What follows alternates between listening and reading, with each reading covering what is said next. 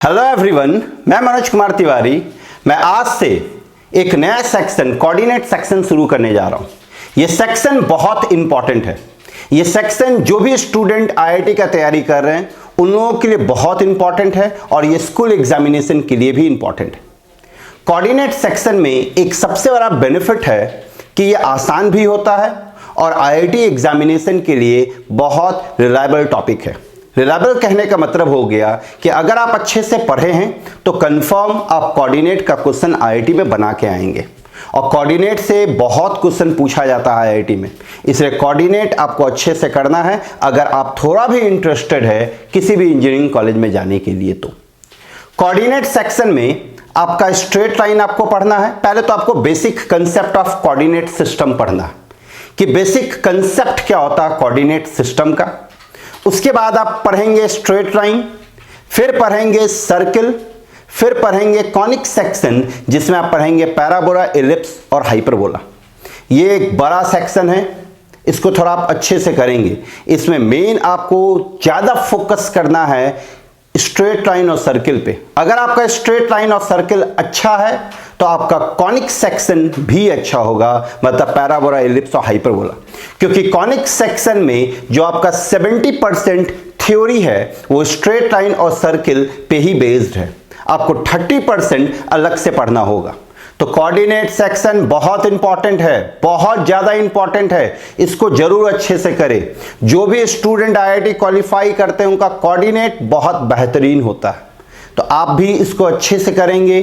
कहीं अगर कंफ्यूजन होगा तो आप तुरंत मेरे से पूछेंगे, हम भी कोशिश करेंगे कि आप लोगों को अच्छे से हम समझा पाए। तो कोऑर्डिनेट, तो सवाल ये उठता है कि सर ये कोऑर्डिनेट ज्योमेट्री है क्या? ज्योमेट्री तो आप जानते हैं, ज्योमेट्री से आपका डील हो चुका है, क्लास 9-10 में आप डील भी कर चुके हैं। ज्योमेट्री का मतलब क्या होता है? ज्योमेट्री में हम क्या करते थे? ज्योमेट्रिकल फिगर से डील करते थे। वो ज्योमेट्रिकल फिगर आपका रेक्टेंगल हो सकता था, वो ज्योमेट्रिकल फिगर कभी ट्रायंगल होता था, कभी सर्किल होता था, कभी पैरेललोग्राम होता था, कभी रोम्बस होता था। तो कोऑर्डिनेट ज्योमेट्री में हम क्या करते हैं, इसी ज्योमेट्रिकल फिगर के प्रॉपर्टीज को, इसी ज्योमेट्रिकल फिगर के प्रॉपर्टीज को जब हम अलजेब्रा के टर्म्स में डील करते हैं तो वो कोऑर्डिनेट ज्योमेट्री कहलाता है। यहां पे कोऑर्डिनेट एक वर्ड है, कोऑर्डिनेट का मतलब होता है पॉइंट। हम यहां पे पॉइंट को भी लोकेट करते हैं एक्स वाई सिस्टम में। याद रखें, कोऑर्डिनेट ज्योमेट्री में जितना भी ज्योमेट्रिकल फिगर है उन सारे ज्योमेट्रिकल फिगर के प्रॉपर्टीज को हम डील करते हैं प्लस माइनस मल्टीप्लिकेशन और डिवीजन में। कोऑर्डिनेट ज्योमेट्री में जितना भी पॉइंट है सारे पॉइंट को हम एक्स वाई प्लेन में लोकेट करते हैं, इसलिए यहां पे नाम क्या पड़ा? कोऑर्डिनेट। कोऑर्डिनेट में आपको दो चीज मेन है। कोऑर्डिनेट ज्योमेट्री में आपका दो सिस्टम होता है, मतलब कोऑर्डिनेट ज्योमेट्री को हम दो सिस्टम में डिवाइड करते हैं। एक कहलाता है कार्टेशियन सिस्टम, और दूसरा कहलाता है पोलर सिस्टम, जिसको हम ट्रिग्नोमेट्रिकल सिस्टम भी कहते हैं। ध्यान दें, कोऑर्डिनेट ज्योमेट्री को हम दो सिस्टम में डिवाइड करते हैं। कोऑर्डिनेट ज्योमेट्री को हम दो सिस्टम में डिवाइड करते हैं। एक कहलाता है कार्टेशियन सिस्टम और एक कहलाता है पोलर सिस्टम। पोलर सिस्टम को ही हम ट्रिग्नोमेट्रिकल सिस्टम भी कहते हैं और कार्टेशियन सिस्टम तो आपका कार्टेशियन सिस्टम ही कहलाता है। आप लोगों को याद होगा कार्टेशियन और पोलर से आपका भेंट हो चुका है कॉम्प्लेक्स नंबर में। वहां पे आप लोगों को हम बताए थे कि कार्टेशियन सिस्टम में पॉइंट हो या इक्वेशन हो, सबको एक्स और वाई के टर्म्स में एक्सप्रेस करते हैं। ध्यान दें, कार्टेशियन सिस्टम में कोई भी पॉइंट या कोई भी इक्वेशन हो, उसको हमेशा हम एक्सप्रेस करेंगे एक्स और वाई के टर्म्स में। जैसे आपके पास इक्वेशन है 5x + 6y + 7 = 0। आप खुद देखें यहां पे 5x + 6y + 7 = 0। ये कंप्लीट इक्वेशन जो है ये x और y के टर्म्स में, ये कंप्लीट इक्वेशन किसके टर्म्स में? x और y के टर्म्स में। या फिर अगर आप कोई पॉइंट लेते हैं 2, 1, तो यहां पे आपका x का कोऑर्डिनेट 2 है और y का कोऑर्डिनेट 1 है। इसको हम क्या कहेंगे, x is equal to 2 and y is equal to 1। तो ये आपका कार्टेशियन सिस्टम हो गया, ये आपका कार्टेशियन सिस्टम हो गया। आपके पास अगर इक्वेशन है x square plus y square plus 3x plus 4y plus 7 equal to 0। अब आप खुद देखिए ये इक्वेशन किसके टर्म्स में है, x और y के टर्म्स में। ये इक्वेशन कंप्लीट किससे बना, x और y के मदद से बना है। तो ये आपका कहलाएगा कार्टेशियन सिस्टम। तो कार्टेशियन सिस्टम में किसी भी इक्वेशन को, किसी भी पॉइंट को, कार्टेशियन सिस्टम में किसी भी इक्वेशन को, किसी भी पॉइंट को हम x और y के टर्म्स में एक्सप्रेस करते हैं। कार्टेशियन सिस्टम में किसी भी पॉइंट को, किसी भी इक्वेशन को हम x और y के मदद से एक्सप्रेस करते हैं। यहां पे आप देख सकते हैं ये x और y के मदद से बना है, यहां पे आप देख सकते हैं ये x और y के मदद से बना है। यहां पे आपके पास कोऑर्डिनेट है तो ये x इज इक्वल टू 2 है और ये y इज इक्वल टू 1 है। तो ये कंप्लीट आपका किससे बना है, x और y के मदद से। जबकि पोलर सिस्टम में किसी भी इक्वेशन को हम r और थीटा के टर्म्स में एक्सप्रेस करते हैं। पोलर सिस्टम में हम किसी भी इक्वेशन को किसके टर्म्स में एक्सप्रेस करते हैं, आर और थीटा के टर्म्स में। जैसे फॉर एग्जांपल आपके पास है r square is equal to a sine 2 theta. आप खुद देखें यहां पे आर है और यहां पे थीटा है, तो ये इक्वेशन आपका किसके टर्म्स में है, आर और थीटा के टर्म्स में है। आपके पास इक्वेशन है r is equal to a sine theta plus b cos theta. आप यहां पे देख सकते हैं आपके पास जो यहां इक्वेशन है वो किसके टर्म्स में है, आर और थीटा के टर्म्स में है। तो आर और थीटा के टर्म्स में है तो ये क्या कहलाएगा, पोलर सिस्टम कहलाएगा। तो पोलर सिस्टम में आपका जो इक्वेशन होगा वो आर और थीटा के टर्म्स में होगा। कार्टेशियन सिस्टम में आपका जो इक्वेशन होगा, जो कोऑर्डिनेट होगा वो एक्स और वाई में होगा। तो यहां पे कोऑर्डिनेट अगर आपके पास 3,4 है तो आपको पता है कि पहला जो पॉइंट हो, पहला जो वैल्यू होता है वो x का वैल्यू होता है, दूसरा जो वैल्यू होता है किसका वैल्यू होता है, y का। तो यहां पे x3 हो गया, y4 हो गया। ठीक वैसे ही पोलर सिस्टम में जो पहला कोऑर्डिनेट होता है वो r का होता है और दूसरा थीटा का होता है। पहला किसका होगा, r का, और दूसरा किसका होगा, थीटा का। अगर आपके पास 3,π/4 है, 3,π/4, तो यहां पे r का वैल्यू 3 है और थीटा का वैल्यू π/4 है। आपको पता है, हम बता चुके हैं कॉम्प्लेक्स नंबर में r और थीटा के बारे में। r आपका क्या था, रेडियस वेक्टर था, और थीटा आपका क्या था, आर्गुमेंट। थीटा आपका क्या था, आर्गुमेंट। तो ये हो गया कार्टेशियन सिस्टम, ये हो गया पोलर सिस्टम। कार्टेशियन सिस्टम में x और y के टर्म्स में सारे चीजों को, चाहे वो पॉइंट हो या इक्वेशन हो, जबकि पोलर सिस्टम में हम r और थीटा के टर्म्स में एक्सप्रेस करते हैं। अब हम यहां पे बताने जा रहे हैं कि किस तरह से पॉइंट को प्लॉट करते हैं, कार्टेशियन में भी और पोलर में भी। तो कार्टेशियन सिस्टम के पॉइंट को प्लॉट करने का तरीका आप लोग पढ़ चुके हैं, बचपन से पढ़ते आ रहे हैं। जैसे आपके पास ये y एक्सिस और ये x एक्सिस, ये आपका ओरिजिन, ये पॉजिटिव साइड है तो ये पॉजिटिव x कहलाता है, ये नेगेटिव साइड है तो ये नेगेटिव x कहलाएगा। और नेगेटिव x को हम x डैश से रिप्रेजेंट करते हैं। नेगेटिव x को हम किससे रिप्रेजेंट करते हैं, x डैश से। यह आपका पॉजिटिव y है तो ये पॉजिटिव y कहलाएगा। यह आपका नीचे जा रहा है तो ये नेगेटिव y, नेगेटिव y को हम y डैश से रिप्रेजेंट करेंगे। अब अगर आपसे कोई पूछे कि यार बताओ 3,4 को प्लॉट करो, लोकेट करो, तो 3,4, यहां पे आप खुद देखिए x का वैल्यू क्या है, 3 है, और y का वैल्यू क्या है, 4। तो 3 है तो आप आराम से प्लॉट कर सकते हैं। यहां से ओरिजिन से x पे आप कितना डिस्टेंस जाएंगे, 3 डिस्टेंस। फिर y 4 है तो ओरिजिन से आप y पे कितना डिस्टेंस जाएंगे, 4, 1 2 3 4, ये 4 हो गया। अब यहां का एक लाइन और यहां का एक लाइन, ये पॉइंट हुआ, इस पॉइंट का कोऑर्डिनेट क्या हो गया, 3,4। तो ये तरीका है प्लॉट करने का। यहां पे ये जो परपेंडिकुलर डिस्टेंस है, ये परपेंडिकुलर डिस्टेंस किससे, x से, ये आपका किसके बराबर है, y के बराबर, और हियर y इज व्हाट, 4। यहां पे इस पॉइंट का जो परपेंडिकुलर डिस्टेंस है किससे, y एक्सिस से। इस पॉइंट का परपेंडिकुलर डिस्टेंस जो y एक्सिस से, ये किसके बराबर है, 3 के बराबर, मतलब ये x इज इक्वल टू क्या हो गया, 3। तो जब कभी भी आपके पास x एक्सिस और y एक्सिस हो, यहां पे पॉइंट है x, y, इस चीज को आपको दिमाग में रखना है। यहां पे पॉइंट है x, y, तो जब हम यहां से परपेंडिकुलर ड्रॉप करते हैं एक्स एक्सिस पे, ध्यान दें एक्स एक्सिस पे, तो ये डिस्टेंस आपका किसके बराबर होता है, वाई के बराबर। और जब हम यहां से परपेंडिकुलर ड्रॉप करते हैं वाई एक्सिस पे, तो ये डिस्टेंस किसके बराबर होता है, एक्स के बराबर। मतलब कि एक्स वाई कोऑर्डिनेट है, हम किसी पॉइंट से एक्स एक्सिस पे अगर परपेंडिकुलर ड्रॉप करेंगे तो वो पॉइंट और एक्स एक्सिस के बीच का डिस्टेंस y होगा। हम उस पॉइंट से y एक्सिस पे अगर परपेंडिकुलर ड्रॉप करेंगे तो वह पॉइंट और y एक्सिस, उन दोनों के बीच का जो डिस्टेंस होगा वो x के बराबर होगा। तो हम आराम से कार्टेशियन पॉइंट को प्लॉट कर सकते हैं। अगर मेरे पास -1, -1 है तो यहां पे आप देख सकते हैं दोनों माइनस में है, तो फर्स्ट क्वाड्रेंट में x भी प्लस होता है, y भी प्लस, सेकंड क्वाड्रेंट में x negative y positive, third quadrant में x और y दोनों नेगेटिव, और फोर्थ में आपका x पॉजिटिव y नेगेटिव। तो -1, -1 है, तो आप खुद सोचिए -1, -1 किस क्वाड्रेंट में जाएगा, आपका फोर्थ क्वाड्रेंट में जाएगा। तो फोर्थ क्वाड्रेंट में अगर जाता है तो ये -1, -1 हो गया, जहां पे ये जो डिस्टेंस होगा ये 1 होगा और ये डिस्टेंस भी आपका क्या होगा, 1। तो ये आपका पॉइंट का कोऑर्डिनेट हो गया -1, -1। तो कार्टेशियन पॉइंट को आप आराम से प्लॉट कर सकते हैं, और ये चीज आप लोग पढ़े भी है कि कार्टेशियन कोऑर्डिनेट को किस तरह से प्लॉट किया जाता है। यहां पे मेन हम आप लोगों को सिखाने जा रहे हैं कि पोलर कोऑर्डिनेट को किस तरह से हम प्लॉट करेंगे, पोलर कोऑर्डिनेट को हम किस तरह से प्लॉट करेंगे। तो गौर करें, जब कार्टेशियन सिस्टम में जब कार्टेशियन पॉइंट को आप प्लॉट करते हैं, जब आप कार्टेशियन पॉइंट को प्लॉट करते हैं तो वो कार्टेशियन सिस्टम में करते हैं। कार्टेशियन सिस्टम मतलब हो गया कि आपके पास एक्स एक्सिस है और वाई एक्सिस है।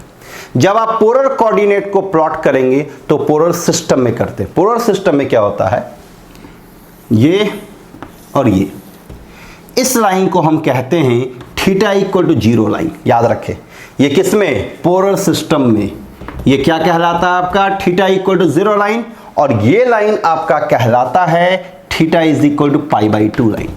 कार्टेशियन सिस्टम में इसको हम कहते थे एक्स एक्सिस, इसको हम कहते थे वाई एक्सिस। पोलर सिस्टम में इसको हम कहेंगे थीटा इक्वल टू 0 लाइन, और इसको हम कहते हैं theta is equal to π/2 line.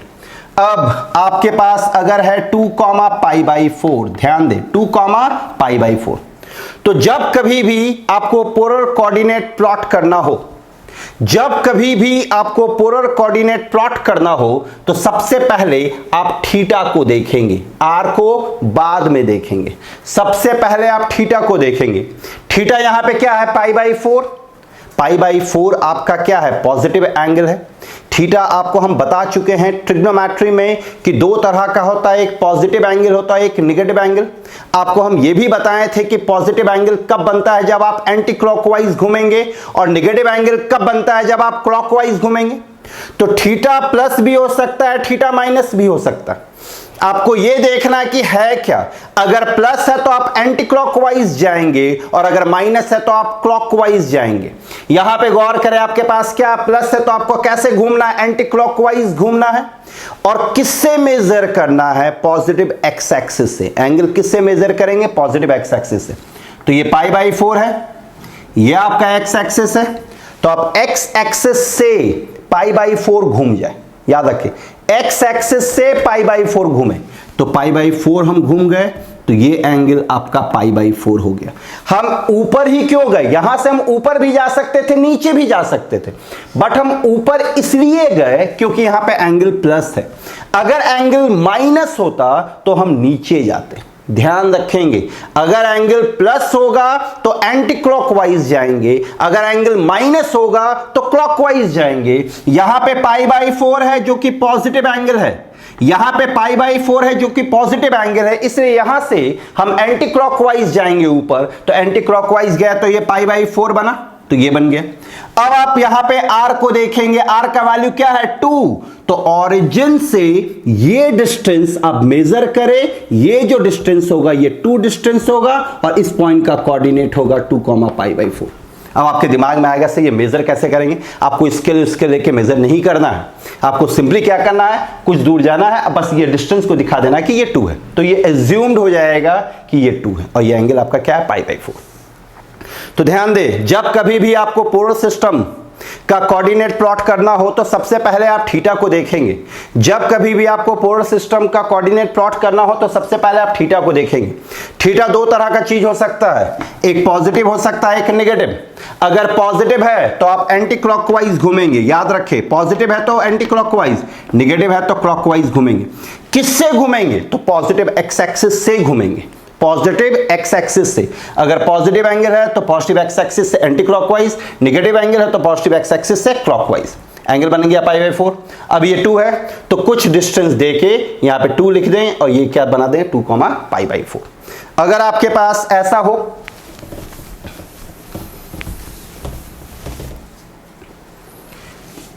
To -π/3। अब आप देखिए यहां पे माइनस है एंगल, ये आपका y एक्सिस हुआ, ये आपका x एक्सिस। प्लॉट करते समय हमेशा सबसे पहले आपको थीटा को देखना है, तो थीटा आप खुद गौर करें, माइनस, तो माइनस है तो मतलब किधर घूमना पड़ेगा हमको? क्लॉकवाइज। क्लॉकवाइज कितना डिग्री घूमना पड़ेगा? तो π/3। किससे घूमना पड़ेगा? तो x एक्सिस से, पॉजिटिव x एक्सिस से। तो यहां से हम क्लॉकवाइज जाएंगे, तो क्लॉकवाइज मतलब नीचे जाएंगे, कितना डिग्री जाएंगे? π/3। तो यहां से हम π/3 नीचे चलेगा, तो π/3 नीचे चलेगा। अब गौर करें मेरा डायरेक्शन, ये डायरेक्शन आप दिखा दें, मेरा डायरेक्शन कैसा है? क्लॉकवाइज है। कितना डिग्री घूमे? π/3। तो यहां पे आप एंगल -π/3 दिखा सकते हैं, राइट। अब क्या है यहां पे 2, तो यहां से 2 इस पूरे को मान देते हैं कि ये 2 डिस्टेंस है, तो ये पॉइंट का कोऑर्डिनेट क्या हो जाएगा? 2, -π/3। देखिए आराम से प्लॉट हो गया, 2, -π/3। तो हमेशा सबसे पहले आप थीटा को देखेंगे, हमेशा सबसे पहले आप थीटा को देखेंगे। थीटा अगर पॉजिटिव है तो एंटी क्लॉकवाइज, थीटा अगर निगेटिव है तो क्लॉकवाइज। इसका ये डिस्टेंस ले लेंगे r। अब हम देखने जा रहे हैं कि अगर r निगेटिव होगा तो क्या करेंगे। अगर r निगेटिव होगा तो क्या करेंगे, ये इंपॉर्टेंट है, जब इसको समझेंगे। IIT में अगर पूछता है तो r निगेटिव करके ही पूछता है। जैसे अगर आपके पास है -2 या -3, π/6, ध्यान दें, -3, π/6। यहां पे थीटा आपका 30 डिग्री है। पॉजिटिव है या नेगेटिव? तो पॉजिटिव है। पॉजिटिव है तो किधर जाएगा ये? Anti clockwise. किससे anti clockwise? Positive x axis से। तो हम आराम से पहले चले जाते हैं, यहां पे माइनस है तो हम माइनस को इग्नोर करके प्लॉट करते हैं। ध्यान दें, अगर r के साथ माइनस है तो आप माइनस को इग्नोर करके प्लॉट करें। हम 3, π/6 के लिए प्लॉट करें, तो 3, π/6 के लिए आप प्लॉट कर सकते हैं। π/6 है तो ऊपर चले गए हम, ये एंगल आपका π/6 बना और ये डिस्टेंस आपका 3 बना, इसको हम कह दिए 3, π/6। अब ध्यान दें, जब कभी भी r के साथ नेगेटिव हो, जब कभी भी r के साथ नेगेटिव हो, आप नेगेटिव को इग्नोर करके प्लॉट कर दे। प्लॉट कर दिए हम। अब एक्चुअल में r है क्या? नेगेटिव है।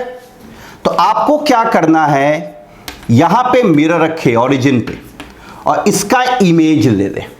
ये आपका यहां पे है तो इसका उल्टा क्या होगा, या उल्टा कर दे। ये लाइन ऐसे है तो इसको हम उल्टा अगर कर दे तो ये लाइन आपका ऐसे हो जाएगा। इस पॉइंट का जो कोऑर्डिनेट होगा ये सेम हो जाएगा, बस r चेंज हो जाएगा, ये -3, π/6 हो गया, बाकी सब कुछ सेम। याद रखें, अगर r निगेटिव है तो आप पॉजिटिव लेके प्लॉट करेंगे, पॉजिटिव लेके प्लॉट करने के बाद आप सीधा उल्टा कर दे। अब आपके मन में सवाल होगा कि सर आप उल्टा क्यों कर रहे हैं। अब जरा सोचिए, डिस्टेंस क्या कभी नेगेटिव होता है? कभी नेगेटिव नहीं होता, डिस्टेंस हमेशा क्या होता है? पॉजिटिव। तो यहां पे आपके साथ r के साथ माइनस है तो ये नेगेटिव हो गया। तो अब इस नेगेटिव को हम किस तरह से इंटरप्रेट कर सकते हैं, नेगेटिव को हम किस तरह से, नेगेटिव का मतलब क्या होता है इसको जरा समझना। अगर मानिए हम आपसे पूछते हैं कि यार आपका हाइट क्या, तो आपका आंसर क्या आएगा? सर मेरा हाइट 5.6 है, या सर मेरा हाइट 6.2 है। तो 5.6 कह रहे हैं या 6.2 कह रहे हैं या 6 कह रहे हैं, तो जरा सोचिए ये जो आप हाइट कह रहे हैं, ये हाइट का मेजरमेंट आप कहां से कर रहे हैं? आप ग्राउंड पे खड़े हैं, ग्राउंड से आप मेजर करें, या छत पे खड़े हैं तो जहां से आप खड़े वहीं से मेजर कर रहे हैं। तो ये 5.6 हो गया, 5.2 हो गया या 6.2 हो गया। अगर हम आपसे पूछते हैं कि यार तुम्हारा हाइट क्या है, इसके बाद आप बोलते हैं कि मेरा हाइट सर -6 है, ध्यान दें मेरा हाइट -6 है, तो इससे अगर हमको थोड़ा भी मैथ्स आता है तो इससे कंक्लूजन यही निकलेगा कि आप का हाइट 6 फीट है, बट आप ग्राउंड के अंदर 6 फीट है, ग्राउंड के अंदर, क्योंकि यहां पे ग्राउंड को एक रेफरेंस माना गया है, ग्राउंड के ऊपर पॉजिटिव माना गया है और ग्राउंड के नीचे नेगेटिव माना गया। किसी का भी हाइट नेगेटिव नहीं हो सकता। अगर वो नेगेटिव कह रहा मतलब कुछ उल्टा है। उल्टा मतलब क्या कि मेजर हम हमेशा ग्राउंड के ऊपर करते हैं तो पॉजिटिव लेते हैं। आप कह रहे हैं माइनस है तो ग्राउंड के ऊपर का उल्टा क्या होगा, ग्राउंड के नीचे, मतलब आप ग्राउंड के नीचे हैं 6 फीट। याद रखें, नेगेटिव का मतलब उल्टा हो जाता। पॉजिटिव और नेगेटिव है क्या है, इसका कोई मतलब, इसका मेन मतलब जो होता है ये एक दूसरे का जस्ट उल्टा। अगर पॉजिटिव आपका फॉरवर्ड कर रहा है तो नेगेटिव आपको बैकवर्ड करेगा। अगर पॉजिटिव आपको ऊपर पहुंचा रहा है तो नेगेटिव आपको नीचे पहुंचाएगा।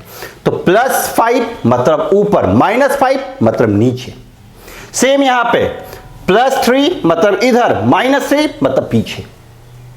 याद रखें, -3 मतलब पीछे। तो जब कभी भी r के साथ नेगेटिव होगा तो आप नेगेटिव को इग्नोर मार के काम करेंगे। जब कभी भी r के साथ नेगेटिव होगा तो पहले आप नेगेटिव को इग्नोर मार के प्लॉट करेंगे। प्लॉट करने के बाद आप उसका उल्टा डायरेक्शन में ले लेंगे, अपोजिट डायरेक्शन में, या फिर हम मिरर इमेज कहते हैं। तो ये मिरर को भी हम छोड़ रहे हैं क्योंकि मिरर भी अब पढ़ेंगे आगे, तो उस समय हम डिटेल में एक्सप्लेन करेंगे। आपको बस ये याद रखना कि उल्टा ले लेना। तो यहां पे इधर गया तो इसका उल्टा किधर होगा, इस साइड। अगर आपके पास है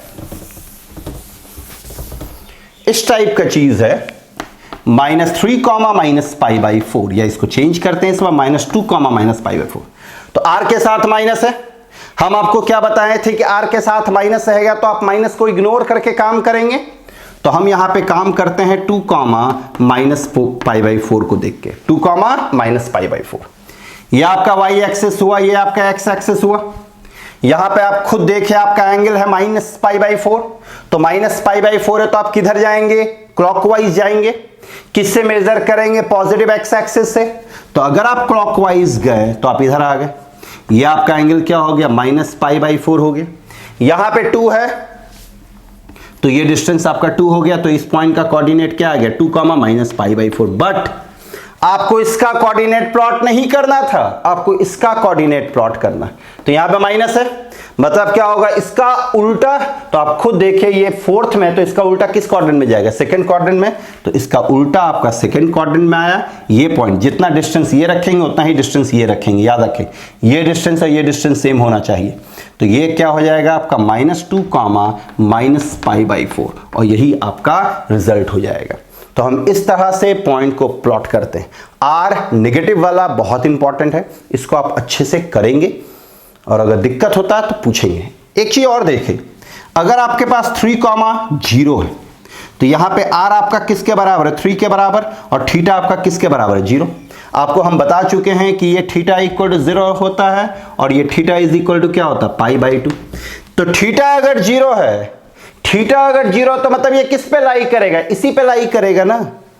तो गौर करें, थीटा 0 मतलब ये कोई एंगल ही नहीं फॉर्म कर रहा। थीटा 0 मतलब ये कोई एंगल ही फॉर्म नहीं कर रहा।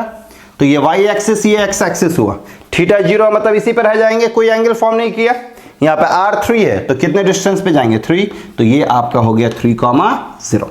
तो हम इस तरह से पोलर कोऑर्डिनेट को प्लॉट करते हैं। तो हम इस वीडियो में आप लोगों को जस्ट बताए हैं कि कोऑर्डिनेट ज्योमेट्री क्या होता है, फिर हम बताएं कि कोऑर्डिनेट ज्योमेट्री का डिवीजन क्या क्या हो गया, कितना सिस्टम होता है। तो 2 सिस्टम होता है, एक कार्टेशियन और एक पोलर सिस्टम। कार्टेशियन सिस्टम में हम क्या करते हैं, x और y के टर्म्स में, इक्वेशन हो या पॉइंट हो, सबको x और y के टर्म्स में लिखते हैं। और पोलर सिस्टम और ट्रिग्नोमेट्रिक सिस्टम में हम r और थीटा के टर्म्स में लिखते हैं। उसके बाद हम पॉइंट प्लॉट करने का तरीका बताएं दोनों सिस्टम में, कि दोनों सिस्टम में हम पॉइंट को कैसे प्लॉट करते हैं। कोऑर्डिनेट ज्योमेट्री बहुत इंपॉर्टेंट है, याद रखेंगे, इसको आप अच्छे से करें।